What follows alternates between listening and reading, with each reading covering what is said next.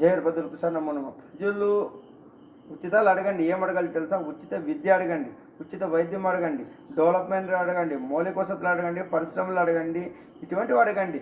అంతేగాని గవర్నమెంట్ది మనమే సొమ్ము తినుకుంటూ కూర్చుంటే ఈరోజు గవర్నమెంట్కి 100% ఆదాయం వస్తే దాంట్లో గవర్నమెంట్ ఉద్యోగస్తులకు ఏమి ఇస్తారు, ఉద్యోగస్తులను ఏం చూసుకోవాలా, పింఛన్దారులకు ఏమి చేయాలా, మిగతా వాళ్ళకి సంక్షేమాలు ఏం చేయాలా, డెవలప్ ఏమవుతుంది? ఈ విధంగా అప్పులు చేసి ఇప్పుడు 11 లక్షల కోట్లు దాటినా మళ్ళీ చంద్రబాబు అప్పులు చేసే పరిస్థితి వచ్చింది. ఇప్పుడు వడ్డీ ఎంత అవుతుంది తెలుసా? సంవత్సరంలో 1000 కోట్లు కట్టాలా.